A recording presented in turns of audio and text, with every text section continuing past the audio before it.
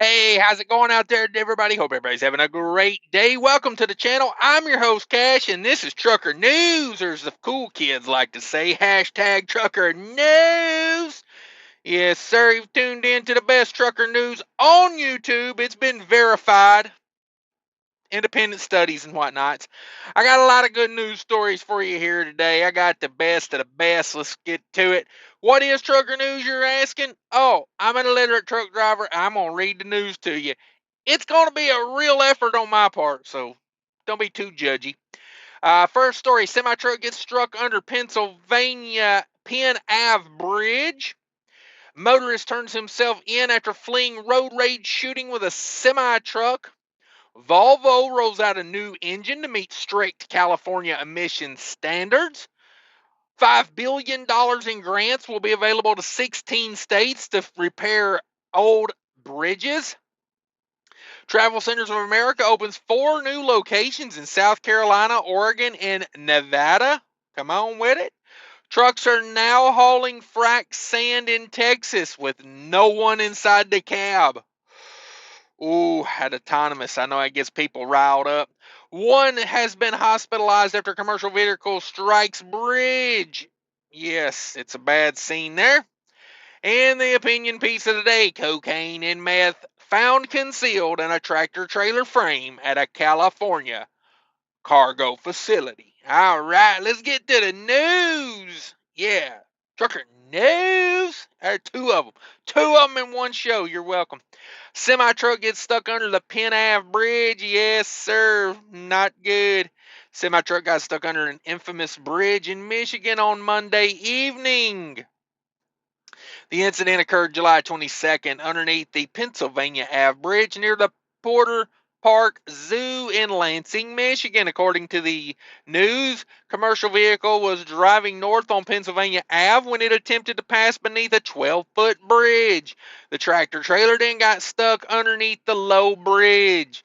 The bridge, known locally as Penny or the Barber, has been seen of 8 stuck semi-trucks just this year alone. No other information has been released. It's a bad scene. That's a famous bridge. I mean, it gets a lot of trucks there. So if you're ever on Penn Ave in Lansing, Michigan, and you see a low clearance bridge, don't try it. I mean, you look at this picture here. It's not even close. I mean, what was this guy thinking? What are you thinking? Either way, glad it ain't me. Motorist turns himself in after fleeing a road rage shooting with a semi-truck. A motorist is in jail after turning himself in for road rage shooting with a semi-truck. The incident occurred Saturday, July 20th, near I-59 on exit Highway 49 on the exit of US 49 in Hattiesburg, Mississippi. A witness called police after seeing a motorist in a pickup truck fire several shots at a commercial vehicle. The bullets stuck the the bullets struck. I'm illiterate, I warned you. The bullets struck the truck cab, a front tire, and the radiator, but no one was hurt. 53-year-old motorist Denton Temple fled the scene but later turned himself in and admitted to police admitted to the crime voluntarily. He is a previously convicted felon. Temple is now facing 1 count of aggravated assault, use of a deadly weapon, 1 count of shooting into a motor vehicle, and 1 count of a weapon possession by a convicted felon. Yes, Temple is being held in the Forest County Jail. Now think of that. Think of something that made you so mad you were willing to go back to prison over. Like on the road. It just blows my mind what's going on out here these days. Let's get to this. New Volvo rolls out new engine to meet strict California emission standards. Come on with it. This week, Volvo Trucks North America debuted a California Air Resource Board compliant heavy duty engine. On July 18th, Volvo announced the availability of CARB 24 compliant engine for the VNR and the VNL current models. Way to go, Volvo. The new Volvo engine is designed to meet CARB omnibus regulation requiring a 75% reduction in NOx emissions, 50% reduction in particulate matter from heavy-duty on-road engines. Wow. It's available for years 2024 through 2026 compared to existing U.S. Environmental Protection Agency standards. Volvo CARB 24 compliant engine features an advanced emissions control system integrated with fully serviceable linear exhaust after treatment system. Each component, including the diesel catalyst, diesel particulate filter, after treatment heater, and selective catalyst reduction, is designed for individual servicing or replacement. This approach minimizes waste and maximizes operational lifespan. Additionally, a 48-volt alternator has been incorporated onto the engine to supply power to a 48-volt battery that powers the heater during startups and low load situations. Wow. So we just keep getting more complex and more complex and more complex. I mean, at what point are engine makers just going to be like Caterpillar and be like, y'all can have them on-road trucks? What in the hell are y'all doing? And of course, they all cave to CARB. CARB gets their way no matter what. I don't even go to California. Why should my engine be CARB compliant, right? $5 billion in grants will go to 16 states for improving aging bridges. Bridges in 16 states will soon see improvements or be replaced after a $5 billion in grants was announced on Wednesday. The Biden administration announces that states and the bridges awarded the grant money on Wednesday, July 17th. Notable recipients to the grant money include $251 million for bridges around Providence, Rhode Island, $101 million for 11 Venetian Causeway bridges across Miami-Dade County in Florida. $1.4 billion of that money will go to two Interstate 5 vertical lift bridges over the Columbia River between Portland, Oregon and Vancouver, Washington. And a bunch of $500 million for the Sagamore Bridge in Cape Cod, Massachusetts. 10 bridges in Mobile, Alabama, and the Interstate 83 South Bridge in Harrisburg, Pennsylvania. I'm not going to read every one of them. They got a million of them on here. So I wish we could just work, instead of working on the bridge, let's work on the roadway going onto the bridge and then from the bridge to the road afterwards. I shouldn't feel like I'm getting launched into space every time I hit a bridge connection. I swear to God Almighty, if I was king, if you make me king right now, I guarantee you I will put the best minds in the world on bridge connections. I will give a Nobel Peace Prize to the guy that can figure out, or the woman. I don't even care. Hell, you can be transgender. If you can figure this out, I'll give you the damn prize. Man, I get worked up. Out in Colorado the other day, I had a bridge connection. And it's going to be bad when there's black marks on the road, because people have been like coming off the ground and then hitting the road. I hit one the other day, and I swear to God, I lost my train of thought. I was on the phone talking to somebody, and I was like, "Yeah, I got them Goodyear radials on the car now." And bam, I hit that bridge connection. I was like, "Grilled cheese sandwiches? What was I talking about? I don't even remember." It hurt. It hurt. I felt it in my back. I felt it in my spleen. Thinking about suing the DOT over that one. You guys let me know what you think. But maybe they're going to fix some of that. I don't know. Travel Centers of America opens 4 locations in South Carolina, Oregon, and Nevada. Come on. Come on. I'll take a truck stop. I don't care what brand it is. Travel Centers of America announced the opening of 4 locations of which they are in South Carolina, Oregon, and Nevada. In June 2024, TA acquired and opened stores in Cowpens, South Carolina, Coburg's, Oregon. So they didn't really open them. They just bought those 2. Last week, TA opened 2 franchise truck stop locations in Henderson, Nevada. Come on. See the locations below. Cowpens, South Carolina, 175 Truck Stop Road. They've got 6 diesel lanes, 80 truck parking spots. They got showers, laundry, driver's lounge, and a game room. The one out there in Oregon has 8 diesel lanes, 100 parking spots, 8 showers, laundries, truck service. They got them. And let's see.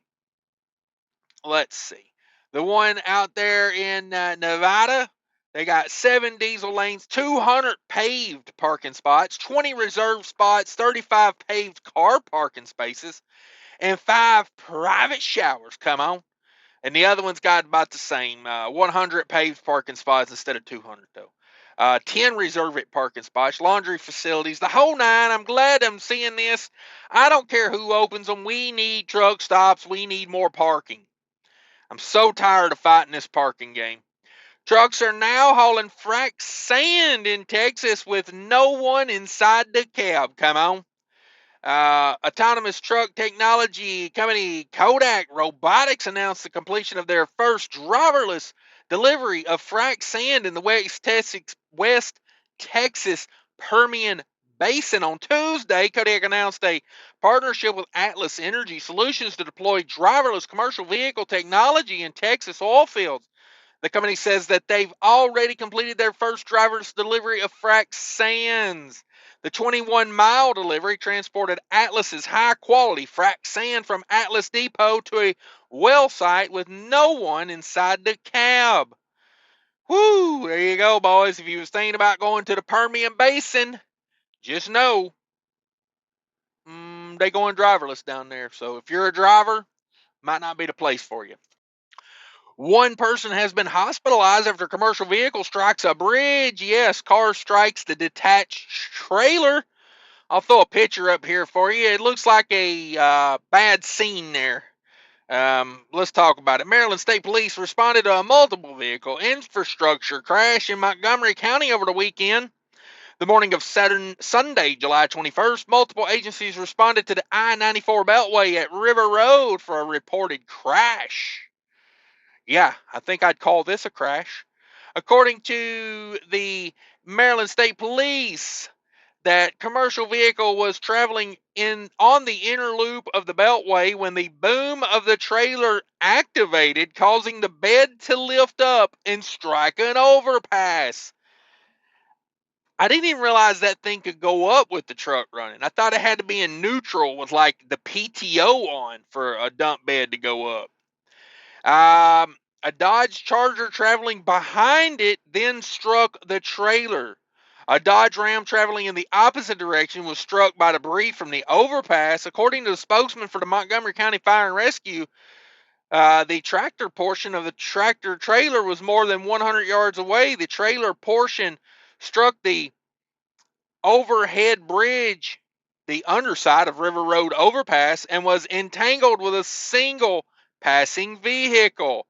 Damn it, boy. One person was transported to the hospital with injuries. The incident is under investigation. Yeah, it looks like a real mess right here. Somebody's going to get in trouble over this. It's somebody. Who? I don't know, but somebody. Cocaine and meth found concealed in a tractor trailer frame at the California cargo facility.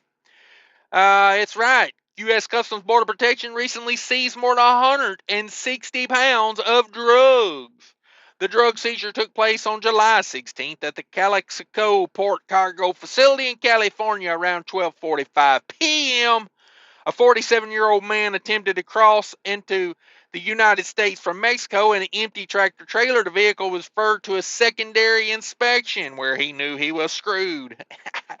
California Border Patrol used non-intrusive scanning technology on the vehicle and detected irregularities within the frame.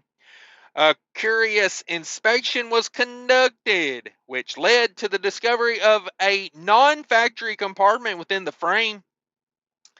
Officers examined the false compartment, discovering and extracting a total of 56 packages concealed within.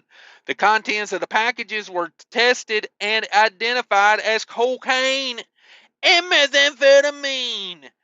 Yes, sir. They seized a total of 148.28 pounds of cocaine and 12 pounds of methamphetamine hidden in the truck frame. The tractor trailer was also seized. Yeah. Yeah, that's crazy. The driver of the tractor trailer was handed over to Homeland Security. There you go, boys. They getting them out there. They getting them. Be careful if you're trying to go from Mexico into California with a bunch of drugs. I mean, that kind of seems like pretty good advice all the way around. But I'm just saying, be extra careful. Just saying. Um, thanks for watching, everybody. This has been hashtag Trucker News. 3 of them. Oh my God, this got to be the best trucker news ever. This better get 100 likes. Yes, 100. Let's go for it. 100 likes on this video. Thank you, everyone, for watching. Take care of each other out there. Remember, people are more important than trucking. How important is Wi-Fi? Very important. That's why I use Nomad Internet in my truck.